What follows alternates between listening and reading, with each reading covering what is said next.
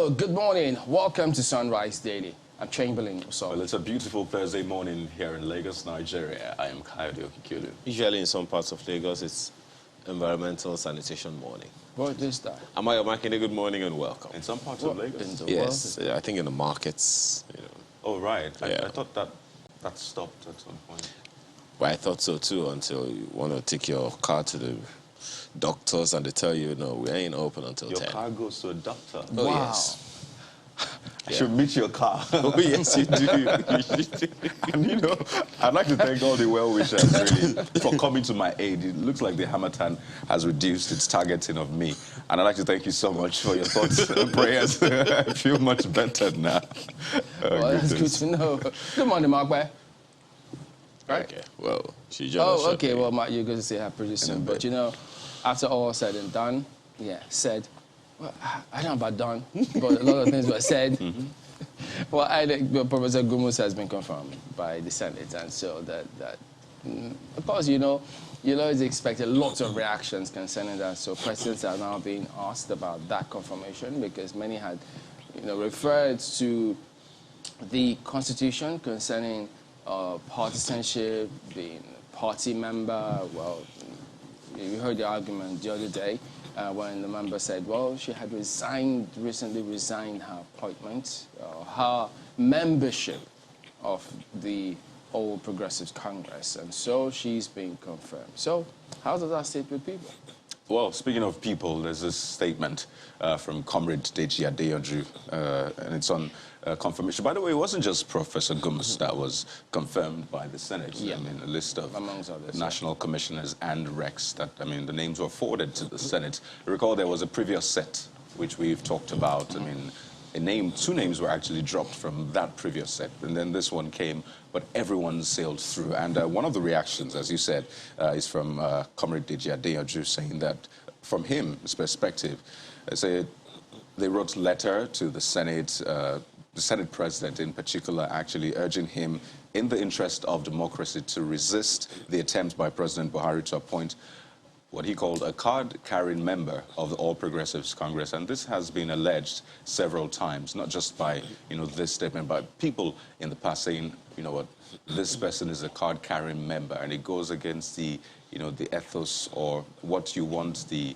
electoral umpire to look like, which is non-partisan, clearly. And, you know, it goes on to say that in a clear case of partisanship over national interest, the Nigerian Senate has proceeded to confirm her nomination. And, you know, goes on to say that this suggests in clear terms that there is no intention to conduct a free and fair election in year 2023. So I wonder, is this a deal breaker? Because we have our eyes, you know, set on the Electoral Act Amendment Bill, which is before the president. But then there's a question about those who will manage that election itself. So I wonder if this is a deal breaker for people. Well, I think the process of even writing petitions is what I would put a question mark on right now. Because there are those who said, okay, just like Deji Adeyanju said, they wrote to the office of the President of the Senate. Human Rights Writers Kuriwa Association of Nigeria also wrote to the office of the President of the Senate. Yep. And, of course, PDP also said they wrote a letter to the office of the President of the Senate.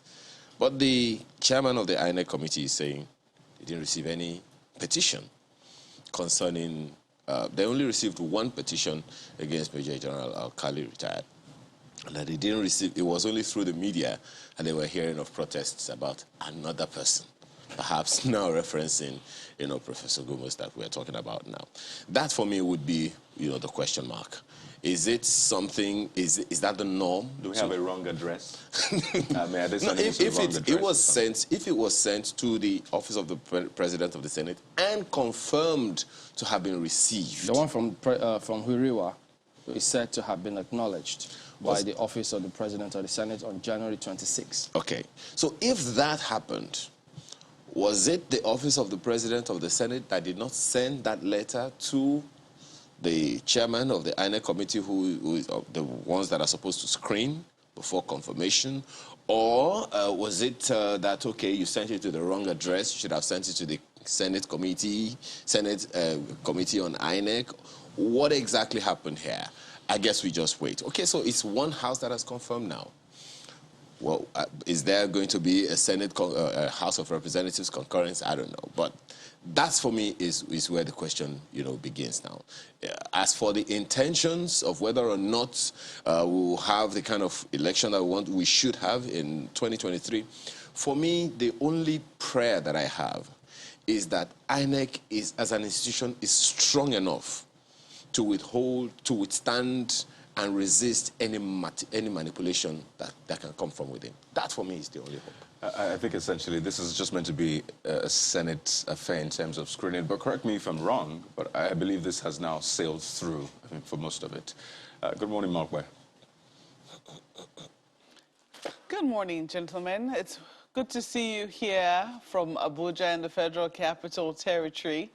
An interesting discussion we're having on the confirmation of INEC, of national commissioners for INEC.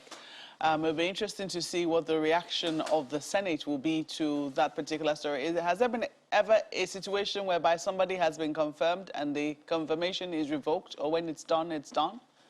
Just asking. Of course not. Why not? Haven't we seen several times where certain things happen, then you go back. If you see, gentlemen, don't forget, ladies and gentlemen, don't forget, the bill. We've seen several bills. They can revisit some of these matters. So there are several examples. So the Senate can reverse itself. If the Supreme Court can look at certain things and find out that, well, that there might be an error here. But why not? Then that will mean that the Senate did not do a thorough job. It's about what the people want. They represent people. If people have a right to change their minds, don't they? No, they always tell us about their constituencies. Guys, let us not forget that there were petitions sent to the office of the President of the Senate. And the chairman of the House Committee, or chairman of the Committee on INEC, was not aware of it. That, for me, is a problem. Have we answered Marquez's question? Maybe. Which of the questions? Because I'm very sure I'm very sure I'm not the one that's supposed to answer that question. Once you spoke, twice he heard it. But I think the question has been answered. Can the Senate, revisit its decision? I think it is. If the Supreme Court can revisit and reverse itself on one or two occasions, and there are evidences contrary to, from all we have heard now, that Huriwa says they have evidence that this person is a card-carrying member of a political party. Even though the honourable member told us she had since resigned her membership. So, I see. But then the impression that people have about it is very, very important. So you can't take that away. If they perceive that, wait a minute, if you say she resigned her membership, she was up until when? Not long ago. And many thought, oh, did she resign because she wanted to get this nomination? If she had heads up about this kind of things, it's very possible. Yeah. So how then do you go ahead and perceive and still see that? If she resigned her membership, can anyone resign your emotions? Oh, come on, boy, let's toss that to Mark. I don't know about that one. No. Big question, gentlemen. I think that's basically where those who argue about this, about people being card-carrying members of political parties, is where they win is also where they lose. Because they argue that, sometimes the people who are not even known partisan members can be more partisan than those who are card-carrying. But in the case where somebody is known to be partisan and then the person is still nominated or to have been partisan in the past or not too distant past, and then the person is nominated, can we really say that that person will, will be an unbiased umpire? That's the question that everyone is asking. And I think that it's a good thing that people are taking a lot of interest in those who will eventually, or those who are now being confirmed as national commissioners. It is true that we're waiting for the president to sign the Electoral Act, while we're waiting for him to put pen to paper on that one, and there are a lot of reforms that have come into place. It is still quite important to keep an eye on those who have now been appointed national commissioners to be sure that the spirit of fairness, which I'm sure the Electoral Act is trying to enshrine, fairness, transparency, and integrity, is also maintained by those who have now been appointed as this commissioner. So it will be interesting to see what will happen in the following days, whether this complaint will make any headway, and if it does, what the actions to remedy that, if they see it as a malady, will eventually be. Gentlemen. Yes, indeed. So I guess who knows what next now, and there are more confirmations. Who knows? So there you go. You can go ahead and tell us what you think about some of these matters. We'll be glad to receive them. But we'll go to break in just a minute, and we'll be back to take you through some of the dailies here today.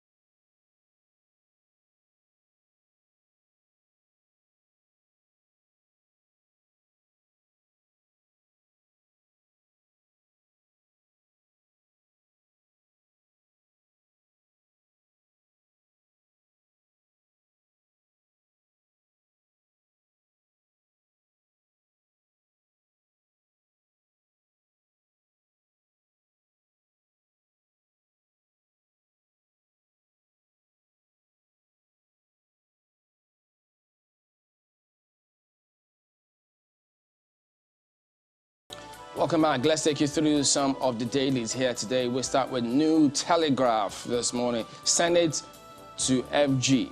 Send fighter jets to flush out terrorists from hideouts.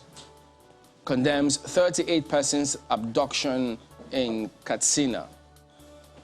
Northeast will witness massive shift from insurgency to peace, stability soon. Buhari. Battlefronts now everywhere. Our security forces overstretched. Abdul Salami. So you can imagine they listen to these things. They see what's happening. So when you keep saying they're overstretched, so they want to test them and see. Let's go. Let's test. And is that what you're doing now? Well, Senate is also saying this. Now, I do remember that the House of Reps, isn't it the National Assembly, by the way, they had that security retreat. They came up with some recommendations. And it appears as though, what's happening to that? Some for the executive, I think, some for the parliament itself, and it was broken down. So if that was anything to go by, it appears as though it's not been heeded. Now, hence this further cry, which is the big lead on the front page here today.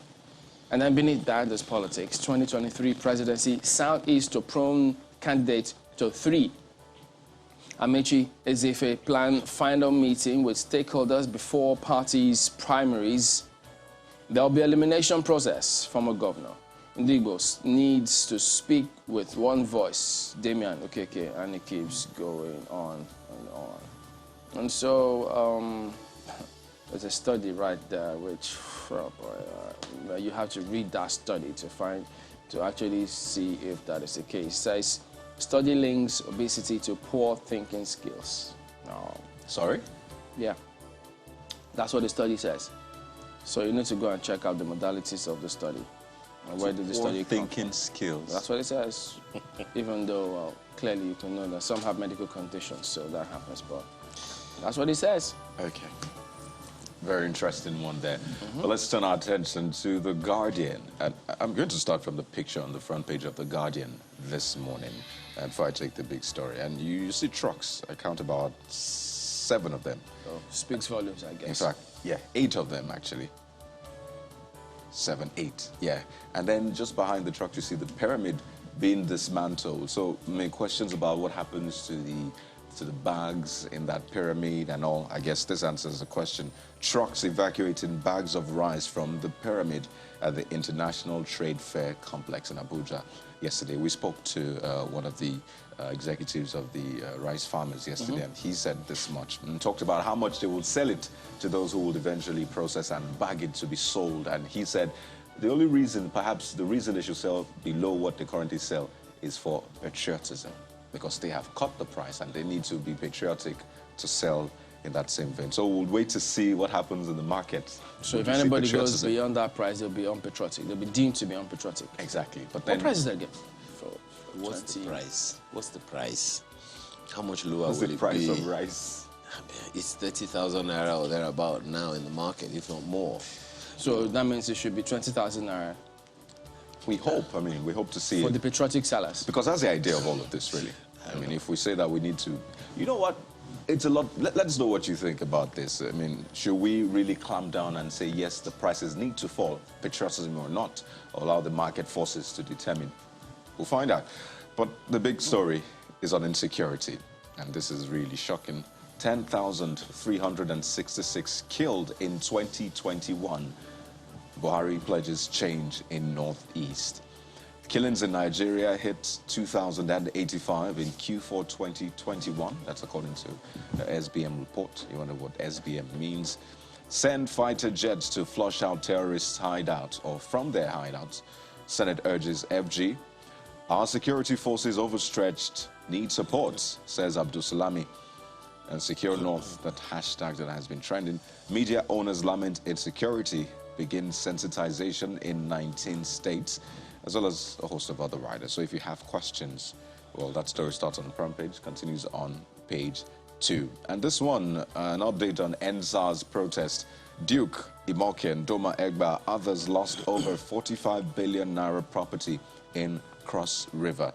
It's a page 2 read as well. I mean, there was an investigation by committees in the National Assembly that came out with a report and recommendations. We're breaking that down for you on the program this morning. There's some sports on the back page, but let's leave you there for The Guardian. The Vanguard newspaper is next and leads with this one, politics. 2023, Southwest APC governors divided over Tinubu, Osinbajo, Fayemi. The details you'll find on page 5. Court strikes out suit filed by Aregbesol's group over Osun APC Congress. We're not leaving APC, aggrieved Ekiti governorship aspirants. There's a saying. It doesn't mean what he says. Well, he says we die here.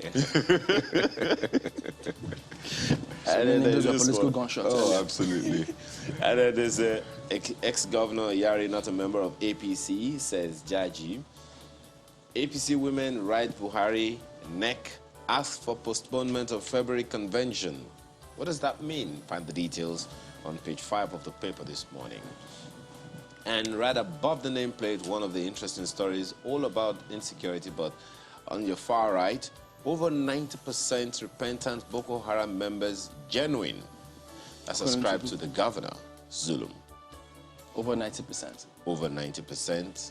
Boko Haram members genuine. Look, I'm not sure we should leave that to someone's proclamation. There should be a method, a standard to check. So if they meet with all of those standards, then everybody can see that, as opposed to just one person. Come on, if I'm a governor and they send it to me, I'll tell you over 96% are genuine. Well, why would I accept let me ask you, because he's a prof, right? So he's perhaps more of an academic, maybe not a security specialist, but then he must, well, my assumption, have taken counsel from the security operatives. No, it's not about him. It's about the system. That's what I'm saying. Because if it's just about one person. Before he could come out with that, I want to believe that he must have gone through that system of the security apparatus in the state, the military, the police, joint security, whatever. I think essentially, just have a science to it. Whatever skill we're using to measure should be reliable, it should be valid. All those things. Let's just hope that there's a system. I hope it's not a strategy, it's not a system. That's the thing. All of a sudden, it's not a strategy again, Chamberlain. Okay, right under the picture you see there, Senate shocked. Bandits still active after being declared terrorists. Asks FG to send fighter jets to flush them out of their hideouts. When we declared bandits as terrorists, my understanding was they would be dealt with ruthlessly, says Lawan. I'm working on new approach to end insurgency, ascribed to the president. Promises drastic change in Northeast within months. And FG paid petrol subsidy. FG paid 52.7 billion naira to transporters as bridging claims. Stories on page 8. Backpage has sports, one of them, 2022 World Cup playoffs against Nigeria. CAF rejects Ghana Stadium. Details on the inside of the page. Mr. and Mrs. Mr. Watching Mrs. go away with the pot says, come on, darling. I'm a public figure. I don't want to be disgraced and embarrassed when eating ogbono soup and eba with cutlery in public. So I must practice at home. Mrs. says, after 3 plates, I want to practice too. That's the Vanguard this morning. So Mr. has been doing the real thing with his hand, and then all of a sudden, after 3 helpings, remembers that, oh, I'm supposed to be practicing with cutlery. Well, Kayode, I'm upset with you this morning. I don't know why you went to review The Guardian. That was supposed to be my paper. Supposed to be my paper because of the picture in front of it about rice farmers. Remember, there was a big controversy about the pyramids being built on stilts and sticks and all manner of things. Well, I think that the main story that picture was trying to tell is the fact that there were no sticks underneath the pyramid. So Lagos if anyone 1, Abuja had any 0. doubts, that should put it to rest. Absolutely. Anyways. We'll have some playoff, don't worry. For 2 seconds, I missed you there. But let's take a look at what Daily Trust has on the front page this morning. And this story concerns us all. Banditry, wake up to your duties, Senate tells military. Deploy fighter jets to flush out terrorists. That's someone speaking. Buhari, peace coming to Northeast soon. Sets up committee to repatriate refugees. Insecurity guzzles trillions in 12 years. Daily Trust have the trademark infographics on the front page talking about Nigeria defense budget from 2015 to 2022 and showing that, did I just say something about Pentagon? Yes, there's something about Pentagon. In August 28, 2017, Pentagon notified U.S. Congress of the sale of $593 million worth of military equipment to Nigeria. So that was in 2017. But for anyone who's interested in how much was spent on defense, the infographics and the graph there is for you. Look at this one, politics. Lamido to old politicians give way to younger generation. It's a page 14 read. OPEC raises production by 400,000 barrels as oil sustains $90 per barrel. It's almost unbelievable. The price of oil right now, of crude oil, and I imagine that the same is being transmitted to the cost of PMS. Question is, how much are we currently paying as subsidies to bridge the gap, or how much is currently being put down as under recoveries? Big question. Page 22 might give us details. Rail projects, federal government turns to Europe for loans after delay from China. How is that going to turn out? You might want to flip to page 4 of Daily Trust to see it. Let's leave it there for the paper. So if Europe delays, where do we turn to now? Well, take a look at Nigerian Tribune then. Tension in APC. Buni CECPC inaugurates state excos today.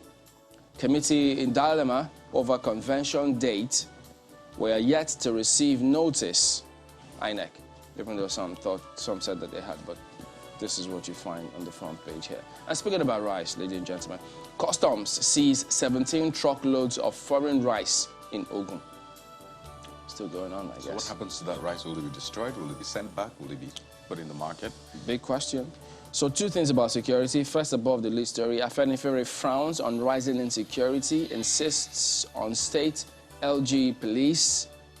And then beneath that lead story at the bottom strip, you see Oyo Ogun to set up joint border security task force. Some of the catches to deploy CCTV on interstate highway. Well, it's not that there isn't any at all, but okay, well, I'll just leave it at that, because there seems to be that infrastructure to ensure that that is there to monitor from any part of the country you are. So that capability is there, but are we making use of it? Who knows? That's Tribune this morning. Well, let's run through the leadership for you, and it's a political lead for them. Lamido Tambuwal blow hot over Southern Leaders 2023 comment. That's how the leadership leads this morning. And you see just right next to that, as though an arrow is pointing to it, drunken policeman kills soldier who saved Shehu of Borno. A very, very sad one, I must say. Let's leave it there for the leadership. Independent, Daily Independent, Buhari to Northeast. You will know peace in coming months. That's the lead of the paper. And right under the picture on the front page, Senate asks FG to bomb bandits out of their hideouts. Moves to establish commission to cater for poor, aged Nigerians. Okay, so there you go. That wraps it up with a look at some of the deities here. We're back in a moment, and then we'll start off with some of those highlights coming through in just a moment. Stay with us.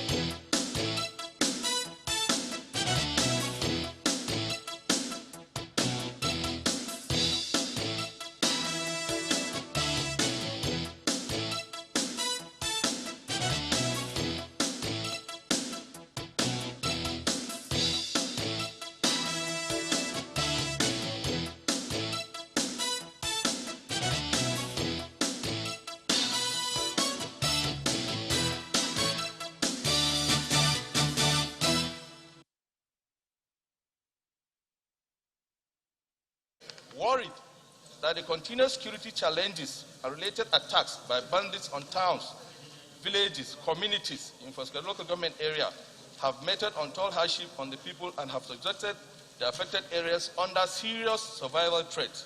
Senator Bello Mandia drawing the attention of the upper chamber to the kidnapping of 38 members of his constituency on Sunday, January 31st, 2022 by gunmen. He wants the federal government to intervene urgently as the insecurity in his state and some parts of the country have reached alarming levels. It's a sentiment shared by his colleagues. All the security agencies to come all non-hideouts of the kidnappers in a bid to rescue the 38 persons abducted by the government in Rongodia. We have to really look at it critically. I suggest that, yes, to me, I'm saying that, yes, the security agent, of course, maybe we assume that they are doing their best, but to me, I think that they need to do another best. We want to see a difference because we have made a difference in terms of funding. I know funding alone will not be enough, but funding can make a difference, and we expect a difference in outcome. Accordingly, the Senate urged the security agencies to rescue the 38 persons abducted by gunmen in Ruwangodia in Katsina State. It also called on the federal government to send enough military personnel and fighter jets to apprehend the bandits and restore normalcy in the affected areas. Meanwhile, the Senate examines a report by its Committee on National Security on the NSAS protest, which was hijacked by hoodlums in Calabar on October 23rd and 24th, 2020. Presenting the findings from its investigations, the committee chairman says public and private properties were vandalized by the hoodlums, and the police and other security agencies were overwhelmed by the sheer number of the attackers. The committee makes several recommendations. That the federal government should evolve and implement holistic reforms in the Nigeria police that aimed at employing more able-bodied personnel, 2, providing adequate vehicles to the various commands, 3, injecting more financial resources, provision of adequate and relevant arms, ammunition, and the other policing gadgets. On the matter of compensation to some serving and past lawmakers and politicians whose properties were destroyed, the Senate notes that the matter be forwarded to the State NSAS panel. Linda Akibi, Channels Television News.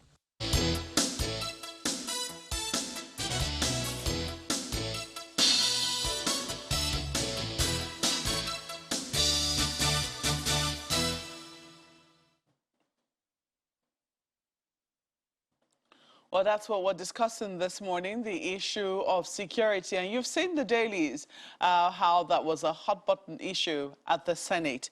Let's quickly speak with Mr. Wilson Inaligu, who is a former AIG of Police and former CP, FCT, Ekiti, and Kogi Command. You're welcome to Sunrise Daily this morning. It's a pleasure for me to be here. It's good to see you again. Thank you. Oh, well, I don't know. I'm sure you must have been following proceedings at the Senate yesterday. And part of what I'm sure you've seen the dailies, banditry, wake up to your duty, Senate tells military. You heard the Senate president saying, oh, we thought because we declared them terrorists, well, not the Senate, but at least the courts asked us to declare them terrorists, and they have been. And that has been gazetted as well.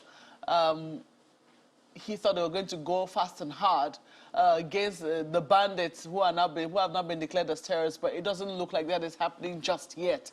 What are your thoughts with regards to where we're missing it when we talk about insecurity? Well, the concern of the Senate and the entire Nigerian public is a genuine concern, because security is a precondition for sustainable development. And where we have insecurity, you are not going to have foreign direct investment and even local investments being destroyed. So security is so essential. But what is our approach like? I talk about the police. Do we recognize that the police primacy in internal security? What is the training that we have for them, like the capacity of the police? Or how are they adequately and appropriately equipped as befits a law enforcement agency of the size of the NPF? In terms of communication, in terms of welfare, in terms of promotion policy, in terms of accommodation. And so there are building blocks to having sustainable security, and it's about properly and adequately equipping the relevant security agencies, especially the NPF. And so all we are talking about is there are approaches you can have to all these issues of banditry, kidnapping, that fall mostly within the purview of basic law enforcement. But when you look at the situation that we have, do we have the equipment?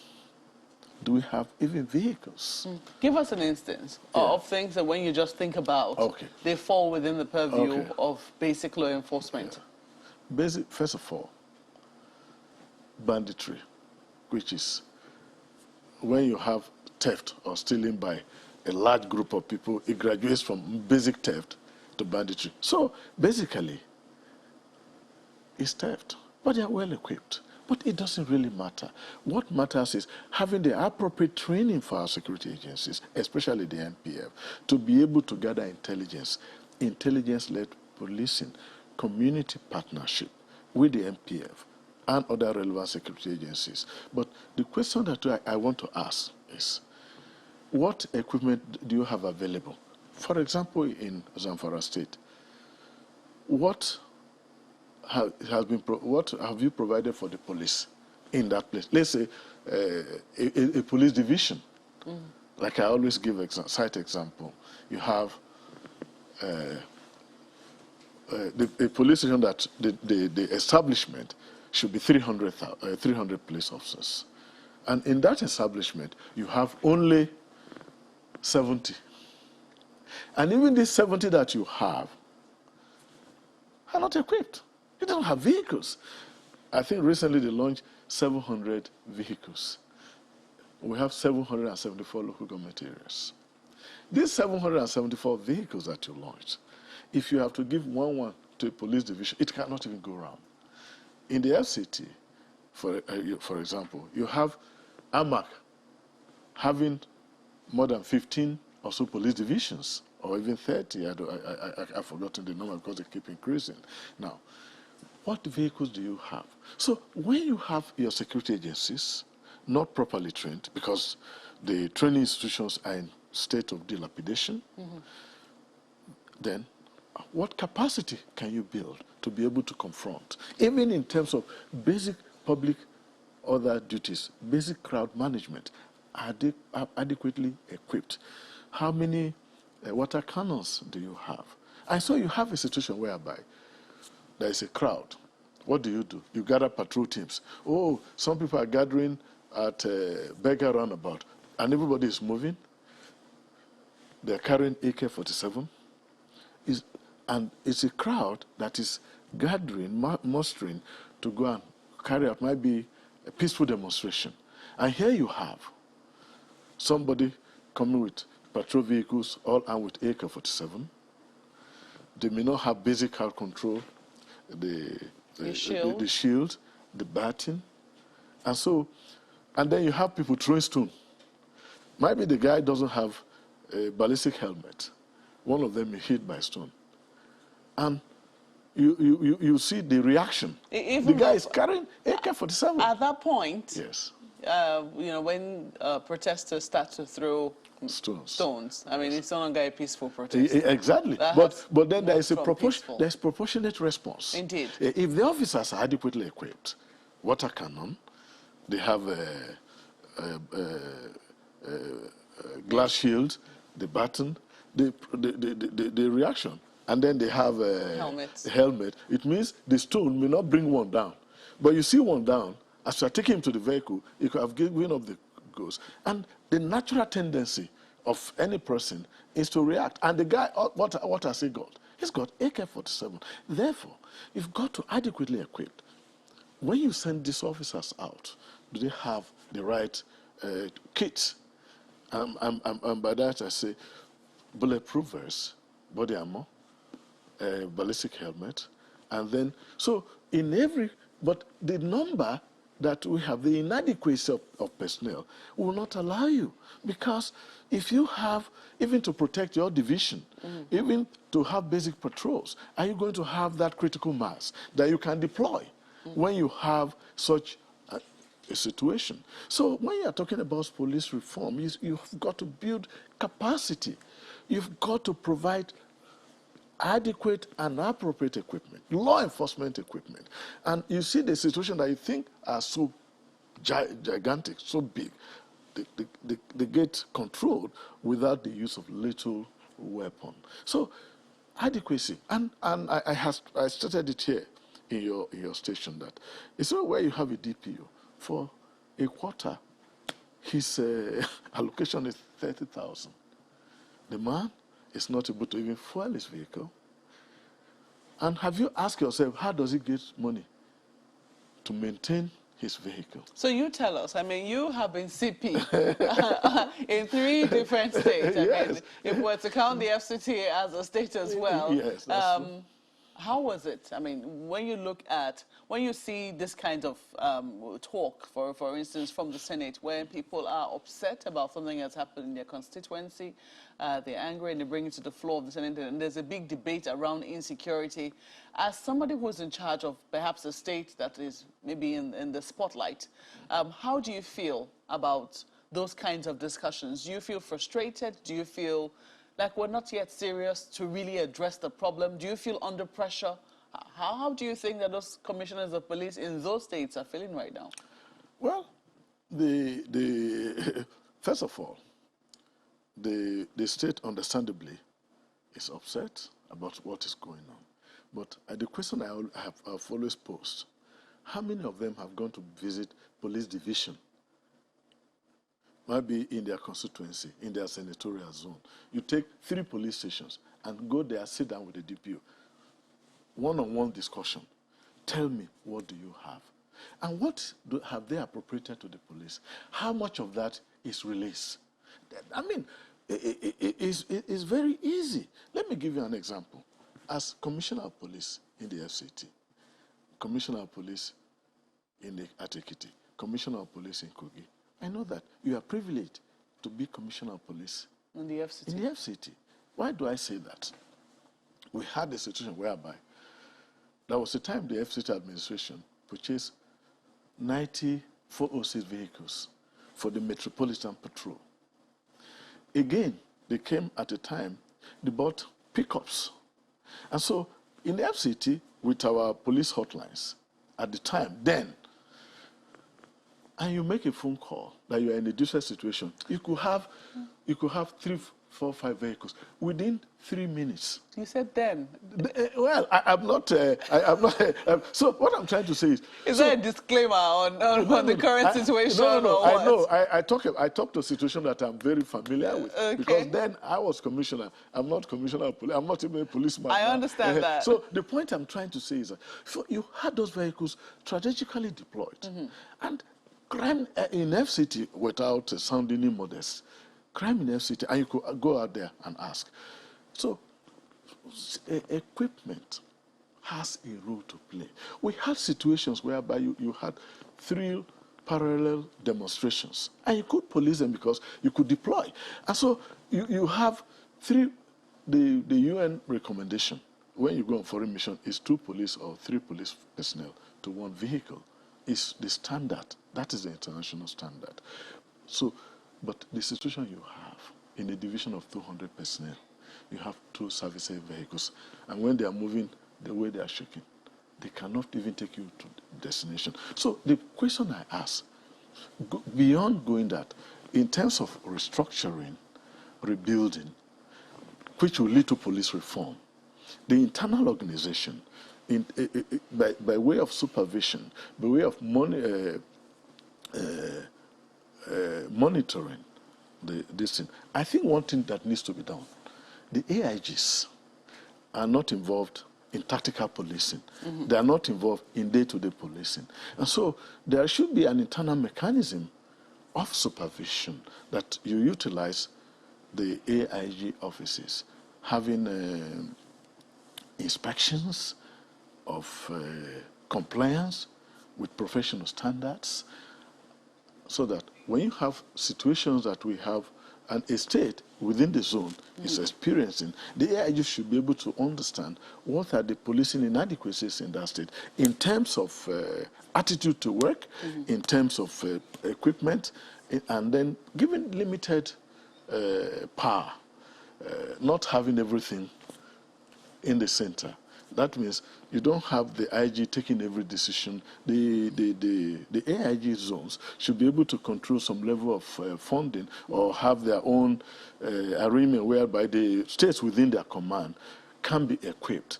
So the situation whereby everything, and I tell you one thing, the DPO in my local government, in my, where I ordinarily resident in Benue, for a long time, that police division didn't have 1 patrol vehicle. And there was a crisis. Cultists demonstrating, and everybody was calling me. We had to call and call before we were able to get support from neighboring local government, from the area commander, the local government and everybody, before they were able to respond to that situation. There was no vehicle. Just because it was far from Abuja, I was going to send my own personal vehicle to go and help them. So just tell me. And in that crisis, about 3, 4 people lost their life. So this is a human local government area. I'm saying it with an example. So equipment. Well, when we talk about police reforms, they're not technical things. They are basic things. I mean, you've talked about equipment, yes, for instance. I was trying to draw on your experience as a former commissioner of police. Yes. You've only spoken about your experience as a commissioner of police here in the FCT. What was it like in other states? Because we see a situation whereby other states are involved in the purchase of equipment. I mean, some of the visuals which we just rolled online now for our viewers, is purchase of police vehicles by a state government. What is it usually like in other states, especially when these vehicles are... Where are the vehicles bought when you were CP in Kogi and Ekiti? Yeah, before I got to Kogi, the government bought plenty patrol vehicles, which they donated to the military, to civil defense, and to the police. And they gave. When I was in Ekiti, I only met those vehicles I met on ground. But you cannot... The states don't have that level of funding that is available to the Federal Capital Territory or Lagos. So Lagos, Rivers, FCT, those states say that when we discuss among commissioners of police, you know that this was in terms of equipment, in terms of capacity and all that. But the state governments are doing their best, but that is not enough. The Senate, or the National Assembly rather, have got to make provision. They've got to go down the line as part of their oversight. The oversight shouldn't stop at big ministries alone, but go to that police division in your local government, in your senatorial zone, and ask them what quantity of fuel is provided for you monthly or weekly. Because the 30,000 can't service the vehicles. So some people will argue that, you know, if they're going to go around divisions, I mean... No, they don't need to. They're going to argue which one of the divisions will they go to. No. I don't know, but we have here with us Senator Hali Rujika, who is the Chairman, Senate Committee on Police Affairs. You're welcome to our studios this morning. Good morning. And you walked in just when we're talking about shifting focus to the National Assembly. Yes. You have asked for genuine police or holistic police reforms. Yes. What was the Senate thinking when he was talking about holistic? What does it mean by holistic police reforms? Yeah, you may recall that at the beginning of the life of this ninth Senate, there was a resolution on the floor of both the Senate and the House of Representatives as part of our legislative agenda to restructure the entire security architecture of this country. We've taken a lot of resources from our legislative time and resources, and we've invited all critical stakeholders, that is the security agencies and those principal actors in the security business, to participate and make their own contributions. At the end of the day, we come up with a report and we transmit same to the executive, waiting for implementation. So we feel that more has to be done. That is why yesterday on the floor of the Senate, you will see Senator Gobir laying a report, a joint report on the NSAS crisis that took place across the country.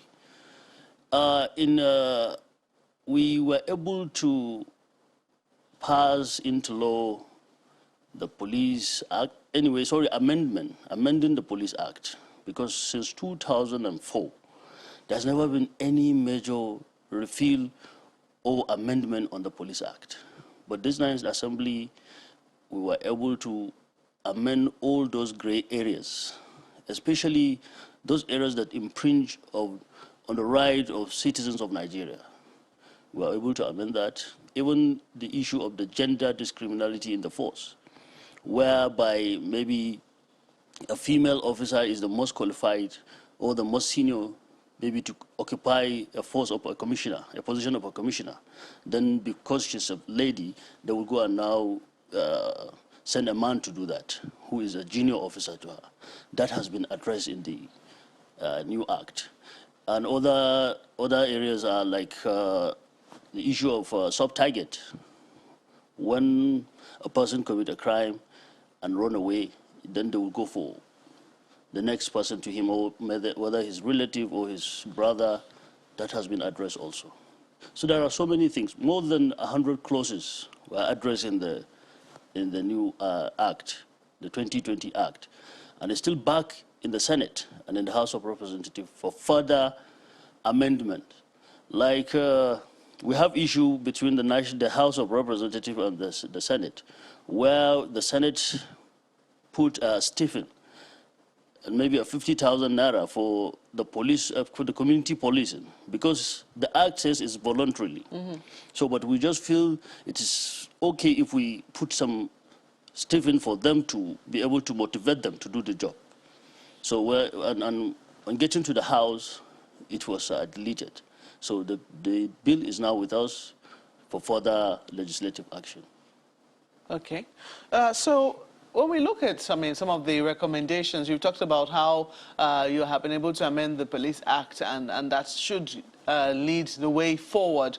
But it looks like some of the things that, you know, there's a gap between the law and what is actually on the ground. And it is because of what is on the ground in terms of the insecurity that people feel that these matters continue to make their way to the National Assembly. Yes. Speaking here with Mr. Enaligo, he's talked about how some of the issues in terms of basic things like equipment are not available at the divisions. And so these are some of the things that are not, that are hindering the progress of the police in terms of performing their duties.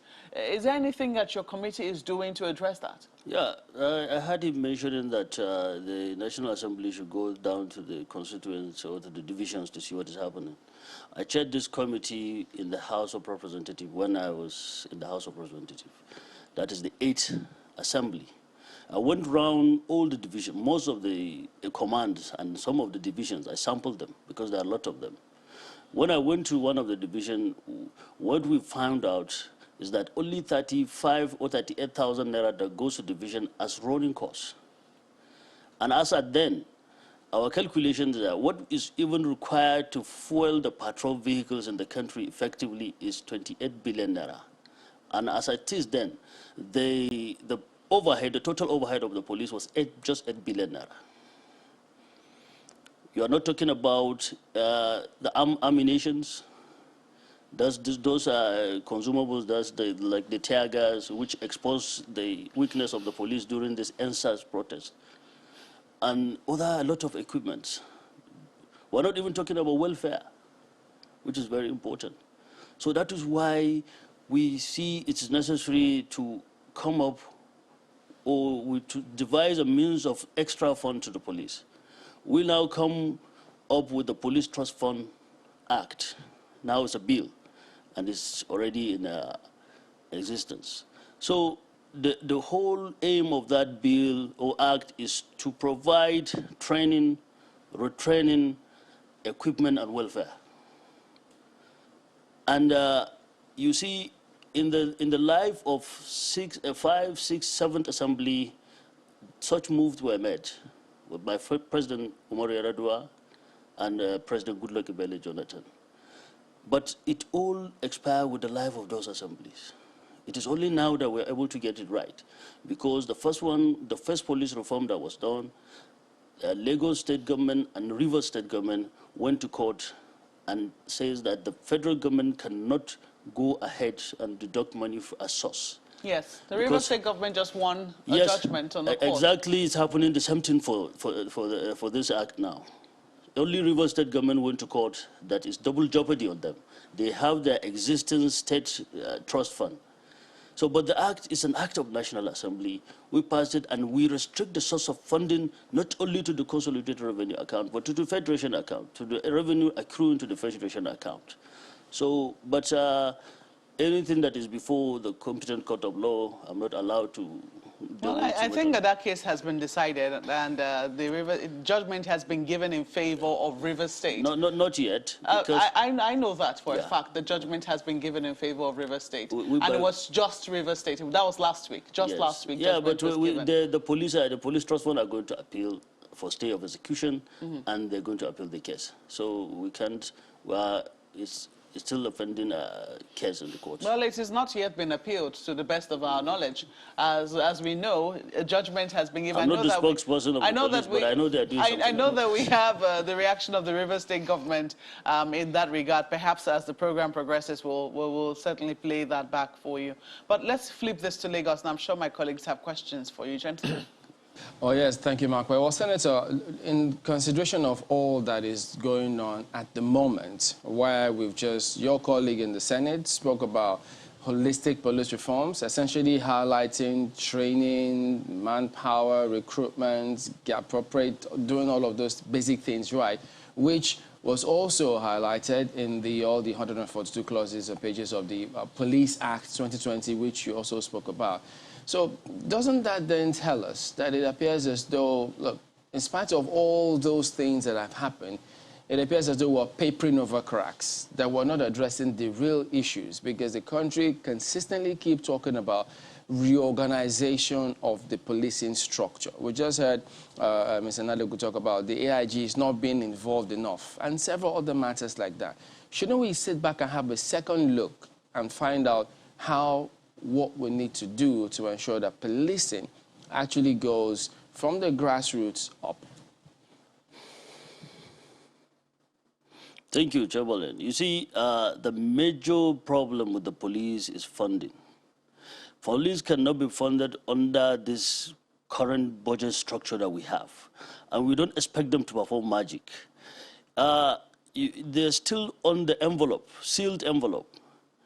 And as I'm talking to you now, the last year's budget of the overhead of the police was we were able to jack it up to 28 billion naira. But the envelope come for this year's budget, it was 18 billion naira. And this is the election year that the police will need that overhead for their operation in preparation for ahead of the 2023 election. So the police cannot be funded through the national budget. We have to devise a means, which it all contains in our report that we submit to the executive. That is for the restructuring of the entire security architecture in Nigeria, especially the internal security. That has to be done before we'll now come and say, okay, we want a major reform in the police. Funding is the major problem facing the Nigerian police. At the moment, is it that because state governors continue to fund the police in spite of the amendments that has happened? So it's those funding challenges you highlighted. Is it sufficient such that state governors don't need to get involved? Because many of them say, look, we do a lot of all of this funding. How come we can't have a lot more role other than just this? Because they want to do more, but they feel they can't, given the way the police structure is presently constituted. Yeah, as I said, there's a limit to what the state governors can do. As we're talking now, the money for the trust fund that was deducted at source is now trapped in an escrow account in the Ministry of Finance. The police cannot even access those funds. We are able to gotten about 75 billion naira, which over 50 billion naira is being trapped. And the Police Act is supposed, the Police Trust Fund is supposed to last for the period of 6 years, which already 2.5 years is gone, and nothing has been done because of this litigation. All right, we'll just come back in a moment and talk a little more about some of these concerns, look at best practices, and how should we go. Stay with us.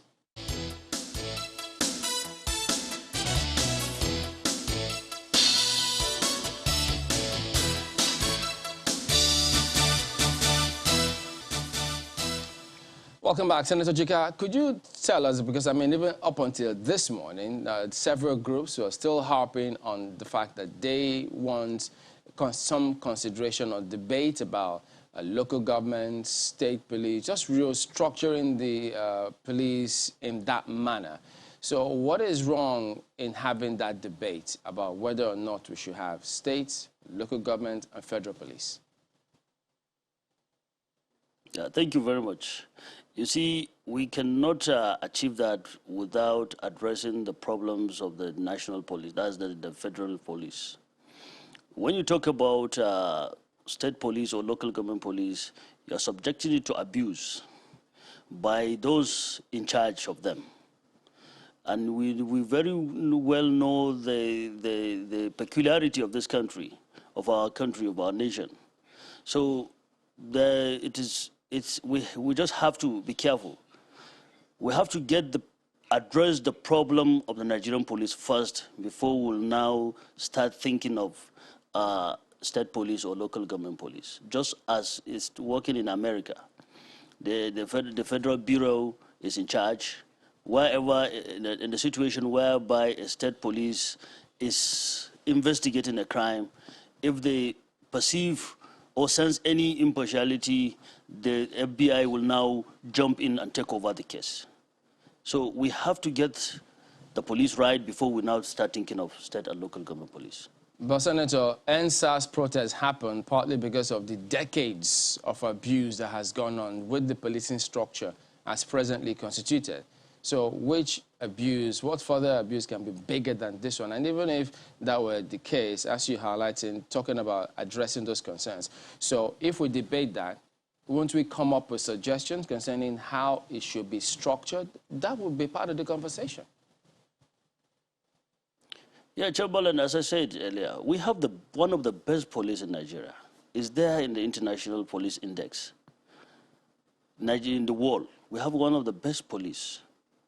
And as I told you, it is only if we were able to address those issues before we will now think of going for a state police. You may recall that in this Police Act, the first issue is, in the Police Trust Fund, the first issue is training and retraining. Some of these officers, when they receive the first training in the inception of their career, they don't get any training. So this retraining is very important. So it is only when we're able to address those things, we'll now start thinking of going for second option. That is the state police. Well, I will advise the executive to take that report of the National Assembly, that is the 9th National Assembly, both House and the Senate, to advising them to restructure the entire security architecture of this country. Everything is contained in that report. Okay. Well, Mr. Analegu, this question is for you. You've heard all kinds of arguments, and you have talked about this morning that the most crucial issue for the police right now is funding. And and you also said that the numerical strength of the police isn't sufficient to tackle the issues. I mean, some of them, all of the numbers, some of them are in the offices, some of them do, clerical work for the force, some are attached to, VIPs at different levels all over the nation. So one of the questions that I want to ask is, how many then do we have to do the real job of policing all over the country? But the question that I want to ask you right now is, the argument against state police, local government police, and all of that, notwithstanding, the police gets funding from states. They help with the funding, provide equipment, provide infrastructure for the police, and all of that. What stronger argument could there be for the states to control their own police or have another layer of policing altogether different from the Nigeria police, such that the states can now take advantage of them, fund them the way they have been funding the police, so that they can take care of the local issues that they have on their hands? I think the same question asked the senator is what I have reframed, if I may say that. Nobody is saying state police is this or state of that. I think what the distinguished senator has said, which I align myself totally with, is we've got to build the National Police Force, the NPF, because the NPF is supposed to bet some of these police forces, either local government or state. And I think there is enough provision. My sincere apologies, Mr. Analegu. Just a second. This conversation around the police has been on for decades. And I'm sure that some of the issues that we're talking about now, we're not talking about them for the first time. For instance, what is the number of policemen per population, category, by world standards? Are we even close to that? That's part of the argument that I'm saying. If the funding, as you mentioned, is the challenge, I mean, what is wrong with taking on that right here and now? Because are we saying then that the lives of Nigerians, the welfare and protection of their properties have to wait for another, 10, 20 years until we get the Nigeria Police Force right? Let me say something. I don't think you should see policing as about carrying guns and APCs. Policing is not just about carrying guns and all that. Policing is much more than that. Now, if you have been following the trend, and conversation on policing. There is a provision in the community policing strategy that has been implemented by NPF that the state governments, the supernumerary constable, the spy, as they call them, that provision is there. But the only difference is that they operate under the supervision of the NPF. That means a state government or the FCT, through the community policing initiative, could have this personnel operating in their local areas. Let me give you an example. In FCT, in Buhari, you recruit persons from Buhari, and then they are put as local policing force, but they are not armed, but they must operate under the NPF. But those ones, the federal government will pay a certain number, while the state government will take responsibility of paying the other number. I am aware that some recruitments were done, about 3,000 or so people in the FCT or even more, but the FCT administration will not pay more than a certain number. Yes, if you are really desirous of security for your personnel, this could become force multiplier even for the NPF. So the idea of, and there is, and as a commissioner of police, the governor cannot give you direction that there is a crisis in the local government, and you say you want to wait for the IG to give you instruction before you deploy to that local government. But when you are asked that a complaint is brought, arrest this person, the policeman will always ask, sir, Your Excellency, what is this offense? And this becomes an issue. That their chief security officer, because even the police, even with their powers, the Constitution provides that whoever is arrested is entitled to be informed of the offense for which is alleged. And this becomes an issue in some instances that the Commissioner of Police is seen as disobedient to the chief security officer. So we've got to understand some of these things. So the community policing initiative has made provisions. A company like Shell, they have spy, some banks, WAEC. And these people, if you go to the Nigeria Security Printing and Minting, they wear uniform that is almost like the NPF. And they are there performing their duty. So I think the state governments and local government should key into the community policing initiative and see and identify individuals within their respective communities that will be screened by the Commissioner of Police through the office of his OC community policing and bring these individuals, these individuals operating in the various communities, acting as force multipliers, will provide necessary intelligence that will be utilized in nibbing in the bud certain crimes, in carrying out raid operations.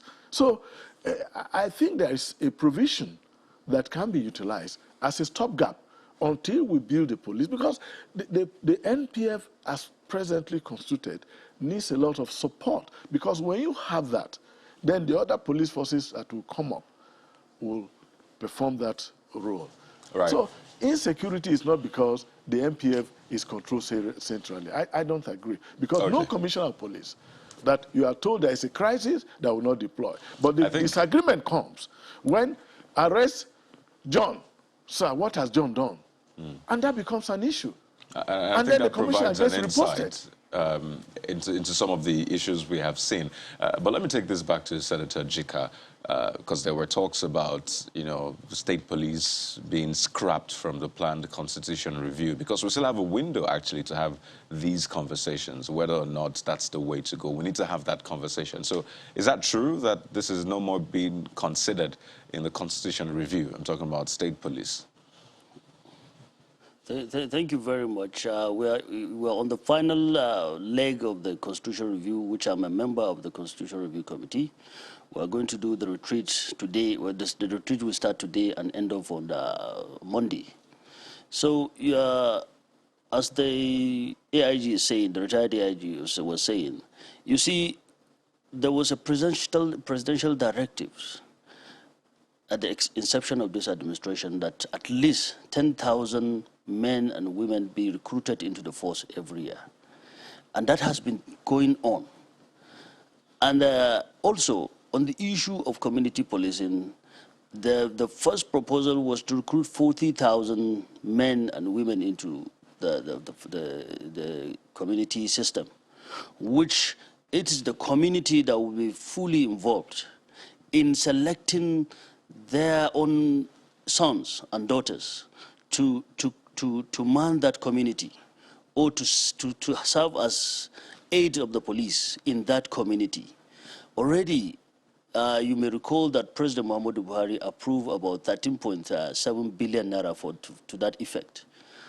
I invited the AIG in charge of that department yesterday to have a chat with him in my office. And what I heard was very shocking. As I'm talking to you, only 50% of that fund was released to them. And those people are there performing their duty diligently in their various communities across the country. And these were being selected by those, maybe the district heads or the villages heads or the chiefs of that areas. So, as I was saying earlier, the issue is funding as at when due to the police. And with that, all of the problem will be addressed. And so my question is for the constitution review. I mean, we know the president's, his stance when it comes to state police, but for the National Assembly, specifically the constitution review, has it been removed? Yes. From that, has state police been removed? It has not been removed. It has not been removed. We are representative of the people. And we were, as members of that committee, we went around our various constituencies and interact and have a town hall meeting with all our constituents and get their own views, which we are already discussing at the committee level. And I believe that will come up. Most of the senators and most of the members of the House of Reps are for that, and some are not for that. So I don't know. It is, let's wait for the outcome of the constitutional review. All right, Marwa. Well, as we proceed now, I mean, what do you think? Because you have said that the Senate has made some good grounds in terms of amending the Police Act. So the problem right now is not the law enabling the police, yes, or even the framework for which the police, within which the police is supposed to act. The question now is, what do you then see as the gap between what you have now done in the Senate and what is currently on ground with our police, especially with regards to securing lives and property? Yeah, the major thing now is for the executive to step up and take the police out of the envelope budget and devise other source of funding the police, because our budget cannot fund this police that we have in this country.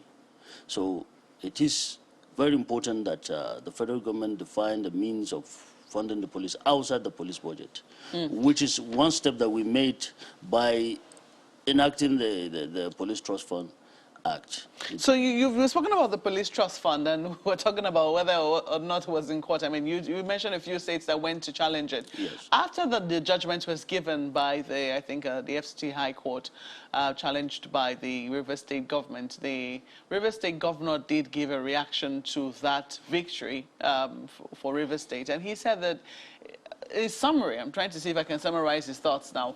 What he said his words, what he said was that he's not against the Police Trust Fund, and he doesn't think that states should be excluded from funding it, but it's the manner in which the federal government has gone about it, that it seems that there is a mandatory deduction, and it ought not to be that way. Do you think that there's going to be another approach to seeking the support of states in seeking to fund the police, especially since people believe that those who pay the piper, they take the tune, and it ought not to be that way if the states cannot have any control over the police? Yeah, I'm not a lawyer, but all I know is that the act giving powers to the Police Trust Fund is the Act of National Assembly, which is constitutionally and properly done. And I don't know what is the exact foundation of the law, but what we have done is the right thing. I don't know under which rule or law that the River State government is relying to go through the court to seek redress on that. But what we have done and what the executive done is right. Yeah, I told you something happened in the last administration when the same River State goes to court. But as at then, the source of funding was on the whole, that's the consolidated revenue account. But what we try to do is we try to restrict it to the Federation account so that we will reduce the involvement of the states on the source of funding. So the federal government have powers on the Federation account, while the consolidated revenue account is owned by the states, local government, and the federal government, including the legislature and the judiciary. Did you seek the support of the states in passing in that function of the Police Trust Fund? Come again? Did you seek the support of the states when you were, did you see the inputs of the states that is what I told you, that the fund? first, the bill was introduced in the 5th, 6th, 7th, and 8th assembly. It all expired with the life of those assemblies because we are not able to get the support of those states. Okay. That is why we do it differently in the 9th assembly, by restricting it to the Federation. Okay, we'll see what the details of that, of what the victory is, but I do know that judgment has been passed on that particular matter and it was given in favor of River State. How hopeful are you, let me ask you, Mr. Naligo, how hopeful are you, despite the hitches and the setback it suffered, that the Police Trust Fund could be the bridge between what has now been passed in terms of the Police Act and improving the security of lives and property and seeing a more efficient police force, which is what we desire? I think the Police Trust Fund intervention is an excellent move and is going to address very significantly some of the funding challenges of the MPF. My appeal, therefore, state government should allow the Police Trust Fund function because we need an effective police force, effective and efficient police force. Since we have identified funding as a challenge, my appeal, therefore... Is it the biggest challenge, funding? It remains because all is tied. Welfare, equipment, training, accommodation, even promotion is tied to availability of funds. So funding is a significant factor in policing. Policing is quite expensive. Even in intelligence gathering, are you able to even give money to those detectives, operatives, to be able to develop sources within their respective communities? So funding remains central to effective policing. Well, at this point, I have to thank you, gentlemen, for coming to bear your thoughts on our program this morning. Senator Hale Rujika is the Chairman, Senate Committee on Police Affairs. Thank you for coming. And Mr. Wilson Inaligo is a former AIG of Police and former CP here in the FCT, Inikiti, and Kogi Commands. Thank you so much for coming as well. Pleasure is mine. Well, we'll take a break at this moment and we'll be coming back to talk about politics. Something is brewing in the APC, and you might be interested to know just what that is. Please stay with us.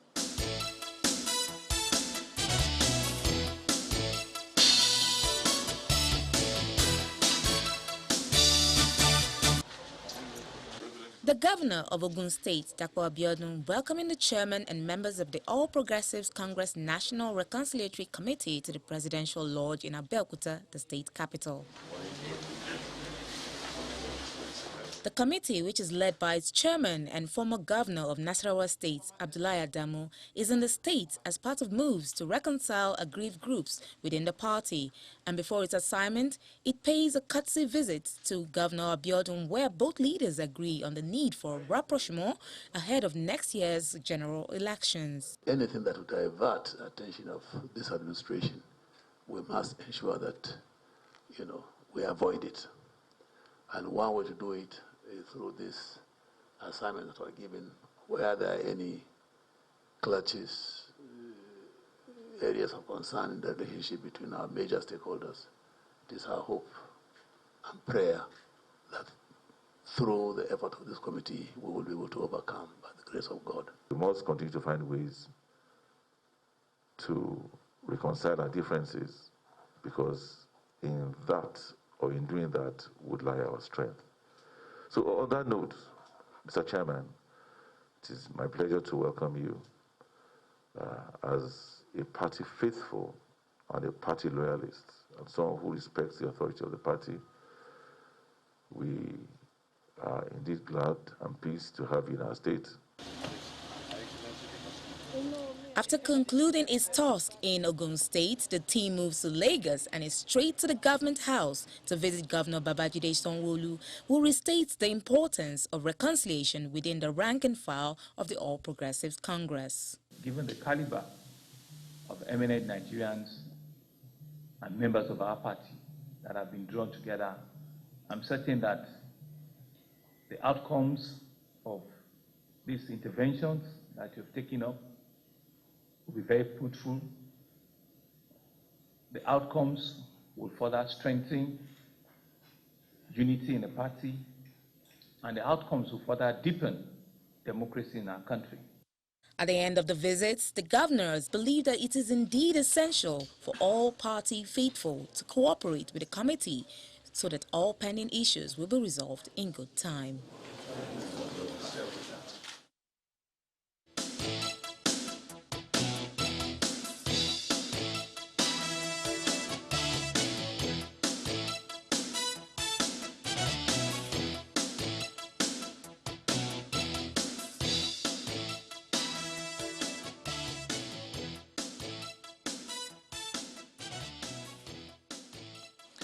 Well, these are some of the issues which we intend to look at, especially as the All Progressives Congress hope to go into their convention in this month of February.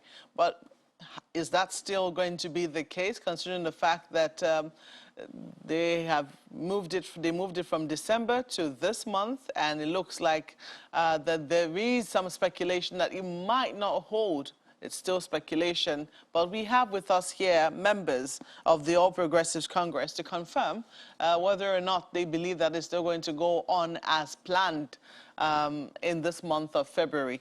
Joining us right now in the studio, Dr. Ben Woye, who's the former chairman of APC in Enugu State, former secretary, APC State Chairman Forum. You're welcome to Sunrise Daily this morning. Thank you. We also have with us Mr. Adamu Garba, who is an APC chieftain. Good morning and welcome. Thank you very much. Okay. So can you confirm to us, I think it's February 26th, it's supposed to be the day? Yes, it's February 6th. Is it still going on as planned? Yeah, based on the program of events, it's still going on as planned. I think today there might even be going to be swearing in of the State Congress State Executive members of the party. So it's still going on, although amidst a lot of issues, I can see or before we even start the program, you played back the situation about Abdullah Adamu's committee moving around the state, trying to conciliate most of the parties that, you know, don't agree with each other.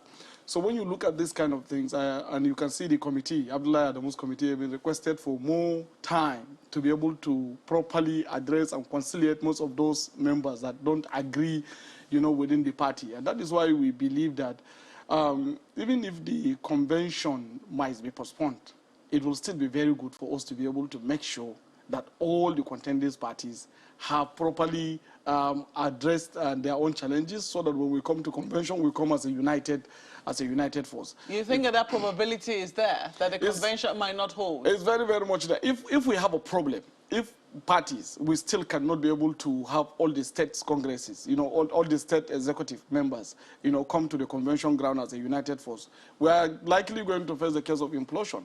Of course, whether we like it or not, party issues will remain. No matter how we struggle to try to fix it, we cannot have it 100%. But we cannot come into party where you have grandstanding and boundaries in particular state. There are so many states where you have parallel chairmen. Of course, today there is going to be swearing in, but I'm not sure all the chairmen are going to be sworn in, because we have issues in Anambra. We don't have even a state executive committee in Anambra. We don't even have the same in Zamfara state. We have so many other crises in so many states. So what I believe is, I think we have to arrange, organize, and make sure that there is cohesion, understanding, so that when we come to convention ground, it will even going to be better for us to have consensus candidate than contestation, so that we don't face the problem that PDP faced in 2013, whereby there was implosion and some governors walk out that brought about APC into power. So we have to avoid that. And this grandstanding is clearly manifesting itself. So whatever the case, if 26 is going to go, fine. But if there is room for more extension, provided we don't agree properly and we don't have one united force, that is going to elect our general to confront the 2023 election, who is the party national chairman, then I believe we should postpone the convention pending when we are able to get every other member of the party on board properly.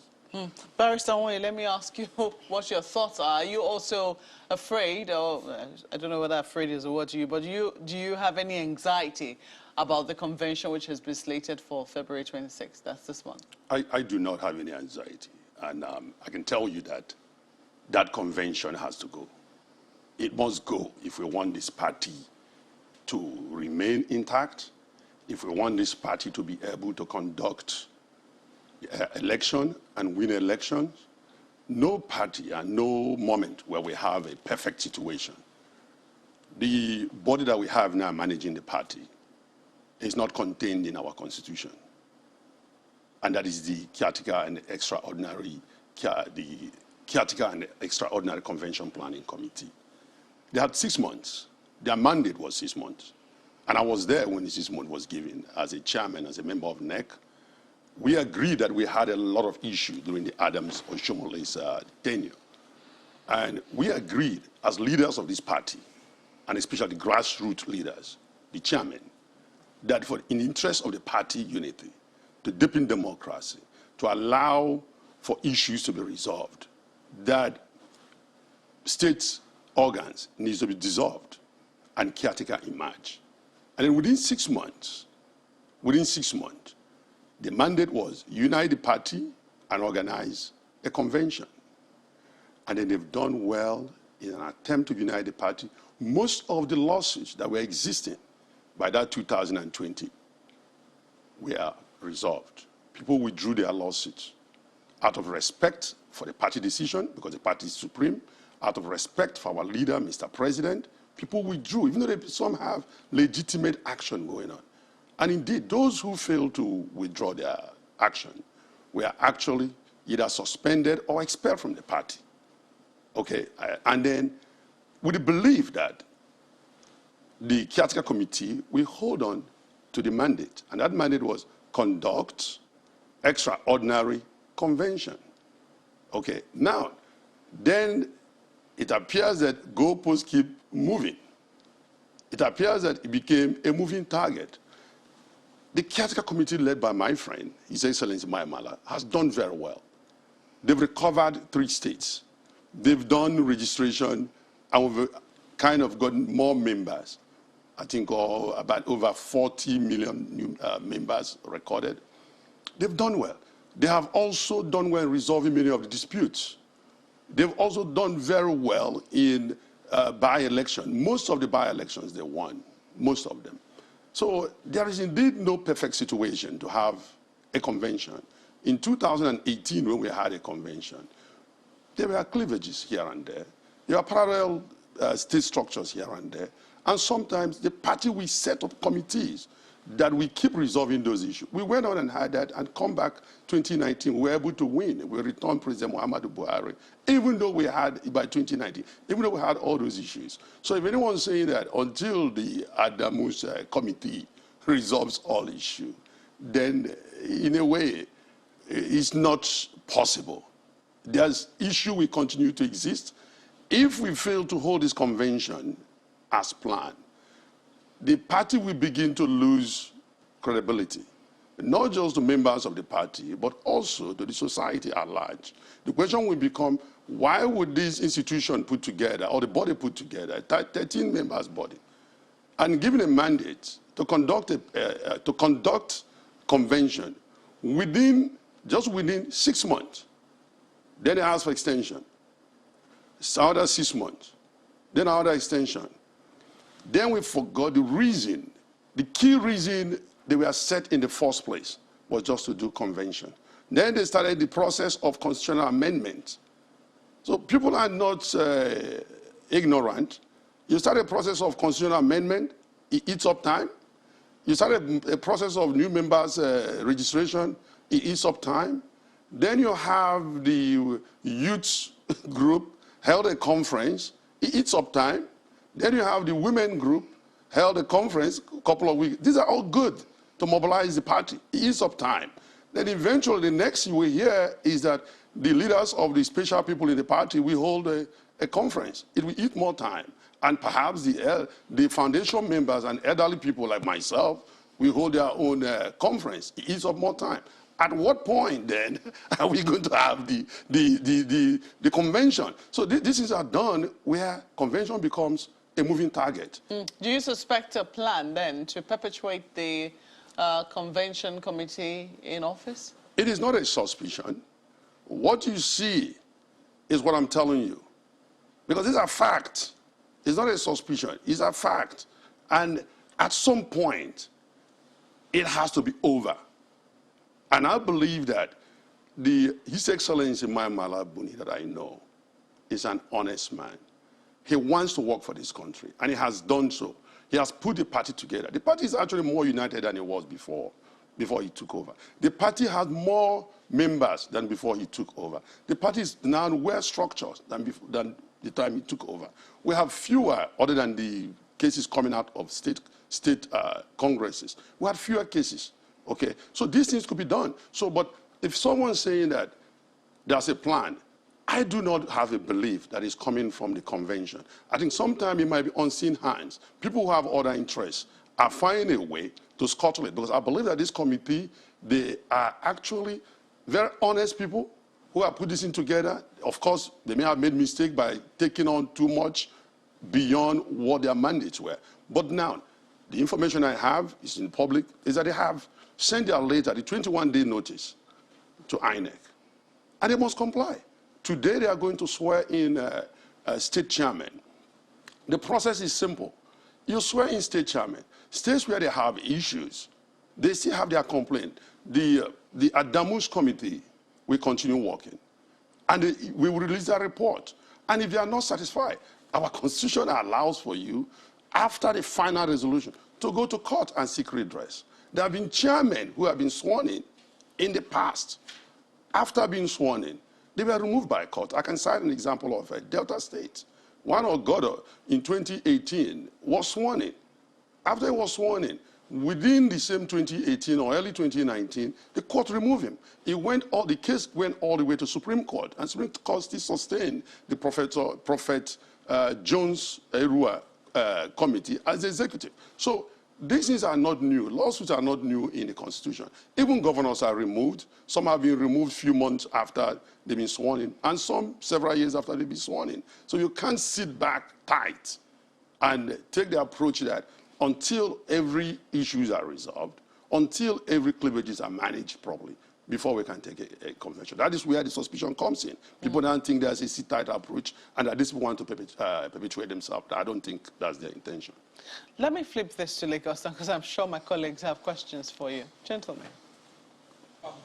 Just listening to Dr. Moye there, it appears as though what Dr. Moye just spoke about, the later part of it, where people want to perpetuate themselves in office, it appears as though that is what the issue is, isn't it?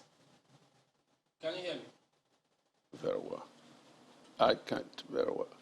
Can you hear me now? Well, I don't know. Perhaps the first thing that he wanted you to speak to, Mr. Garba, is, the issues that have just been raised by Mr. Moye. Do you have any reactions to those issues? That, look, this thing doesn't necessarily have to wait, especially because in the light of some of the things that Mr. Moye has said, why do we have to wait? Yes, what Mr. Moye said was very clear and concise. I'm happy he appreciated the effort of the Caretaker Extraordinary Planning Convention Planning Committee, the CECPC, under the leadership of Maimala Buni.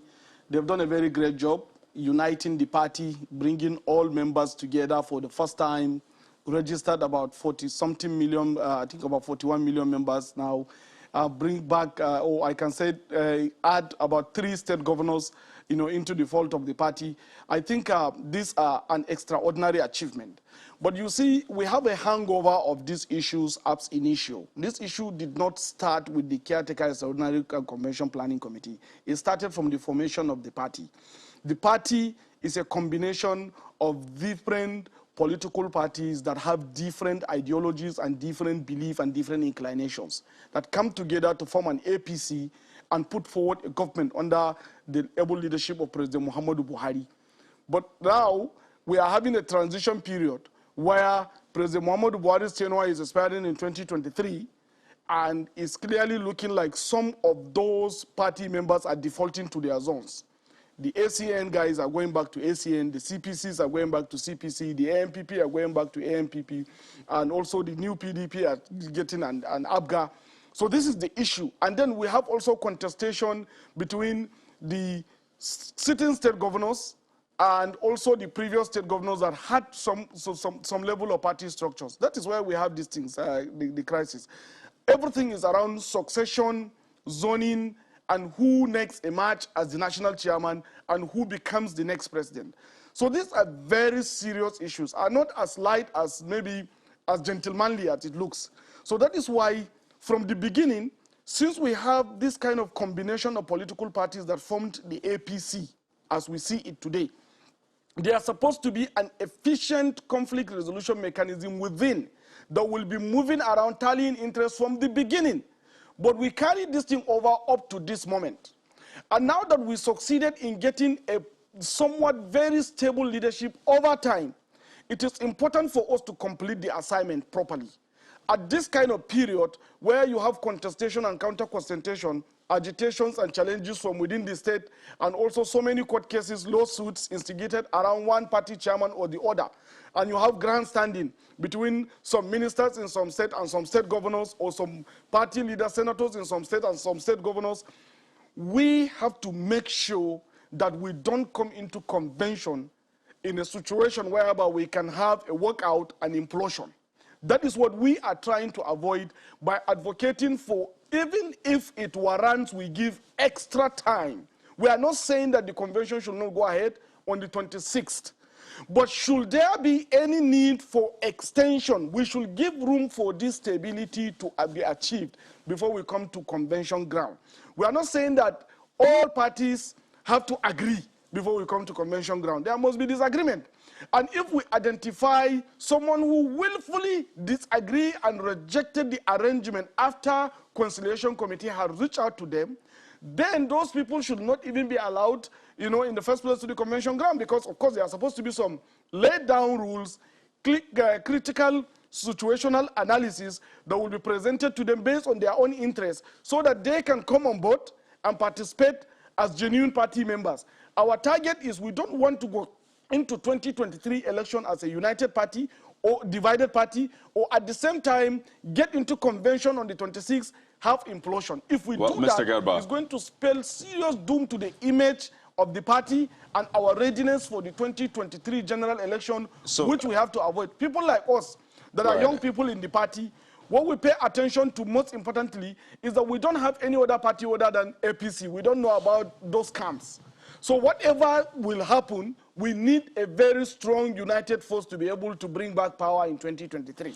Right, and so, cannot a lot of issues now to contend with, Mr. Garba. There's the issue of timing, but particularly the grandstanding which you talk about, because for Dr. Nwoye, the convention should go ahead, February 26th. Nothing should shake it. And he thinks, you can never have a perfect setting. You have said that as well. But regarding the grandstanding, the whole clash and all that, just how significant really are they? In what states or amongst whom do you still have that grandstanding? So maybe that can give an insight into how big this might, the implosion which you predict might be. Yes, if you look at now, for instance, in Kwara State, the camp between the minister and the executive governor is still facing challenges. In Kano, we still have the same problem. In Zamfara, we still have the same problem.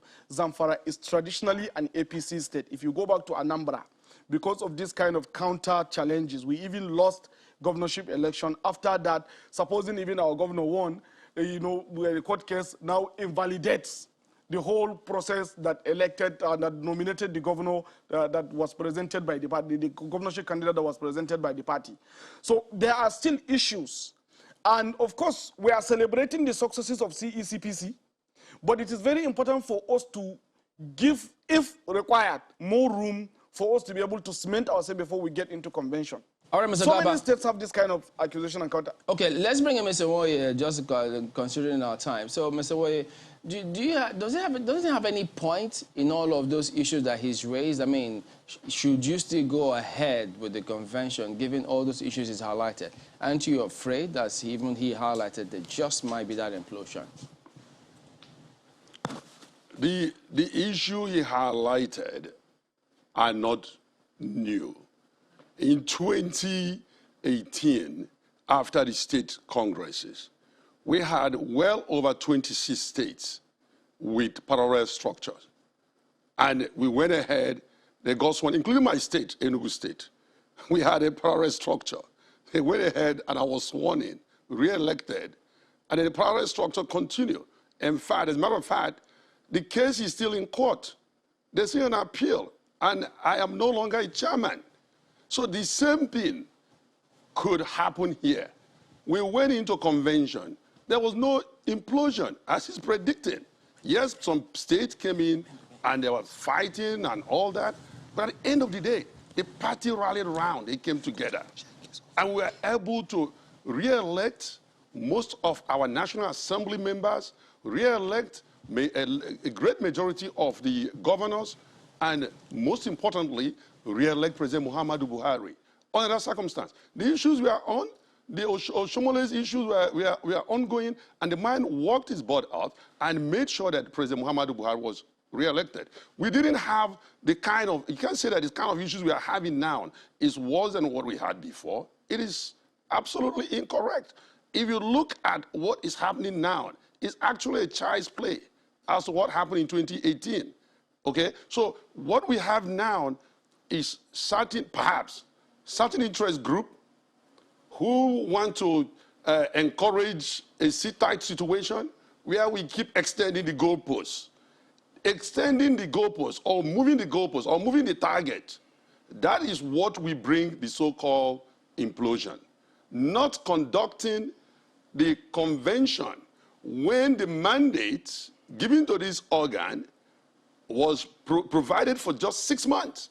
6 months. And then you ask for another 6 months extension. But I want to ask you quickly, how much time, if your party is going to be if the convention, extraordinary planning committee is going to need more time, how much more time do you think they will need? Depending on the recommendation of the Abdullah Adamu committee, the conciliation committee, 3, 2, 1 month, however it comes. But should there be need? What is the maximum time that you think that it's reasonable enough We can actually go up to June, because what you need to do is just to notify INEC 21 days. That's what you need to do. So even if like we have a month to convention, we can be able to, only 1 month for us to go into primary election, we can be able to notify INEC at that point. So it's not really a very serious issue as it's been painted. But the biggest challenge here is, we can't, as he's rightly saying, in 2018, we had a president that generally we agreed will be coming back. But this 2023, that president is no longer on the ballot.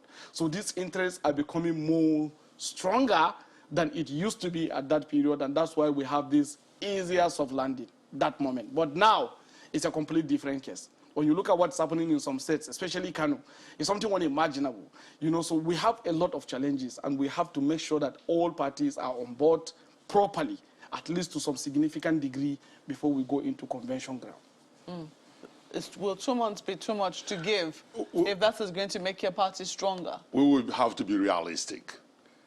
In 2020, June 2020 precisely, they were given 6 months to do convention, nothing more. They couldn't do it. They got for extension. They were extended for another 6 months to June. By December, I was there at the NEC. Another 6 months was granted that you must have this convention by June 2021. It didn't happen. Then somehow they got another extension. By the way, without NEC, because the NEC did not sit at the last extension. As we are speaking now, at this moment, we don't have NEC. The full NEC is not there, the full body of NEC, because our time has run up. Today, by 11 or 10 a.m., they will swear in new people. If the rumor going about is correct, then that would be a problem. When you talk about if you give 2 months, Some of us want to go in and become members of the National Working Committee and contest. At what point would those people now campaign to be elected? These are national issues. This is a national campaign that must be conducted. They are supposed to zone these positions. The zoning is not out. So at what point is the zoning going to be out? So for instance, I have people who want me to contest for a national secretary position. I can't proclaim whether or not I will contest, but the zoning is not out. So if you keep extending it 1 month, 2 months, you must look at the history. By that 2 months, like I said, perhaps some program will be presented, and that program will lead to another extension. Whether we like it or not, politics is about context. Different issues, different people, different ideology. You can't put every ideology in one basket. Yes, President Muhammadu Buhari will be leaving. We have other people who will take over. They need appropriate time to campaign. Right now, we have several people campaigning to become the national... So 2 months would be too much to ask for? It's not that it's too much. If you look at history, they couldn't do it. I just need a yes or no for that. Oh, okay. No extension should be asked, and no extension should be granted. Okay, well, we'll have to leave it there, gentlemen. We have to thank you both for coming on Sunrise Early this morning. Dr. Ben Woyi is the former chairman of APC in Enugu State, and also former secretary, APC State Chairman Forum. Mr. Adamu Garba is an APC chieftain, and both of them have been speaking with us here in our Abuja studios. We'll see how your party eventually decides whether or not a convention will hold this month or not, but I don't think that people will be holding their breath on that. Let's see how matters proceed. We also have a few mails here from you. Okay, let's look at these tweets, a few tweets. Obute Ifeanyi Chukwu has this. APC is a political platform through which Nigeria is governed. Let the party prevail on the president to sign into law the electoral bill. As for their convention, the complexity of various interest groups within the party normally makes it hard. Security, he says, the challenge of insecurity requires all hands on deck as no society progresses when criminals and criminality hold sway. We must help ourselves. Naya Wodo also tweet says the best security we need now is for the federal government to redeploy all police officers to their states and communities to serve. All the redeployed police officers will never fold their arms and allow hoodlums overrun their villages and probably kill their people. Now that is community policing. Olagunju Oladele on police reform says, it is evident that the Nigeria police appears not to be crime prevention or crime deterrence institution, more of a crime response unit. However, if politics is the reason behind why the government is not adopting effective initiatives in dealing with the crisis, it means that they care more about their interests than the interests of the public. We will be better off figuring out ways to prevent crime.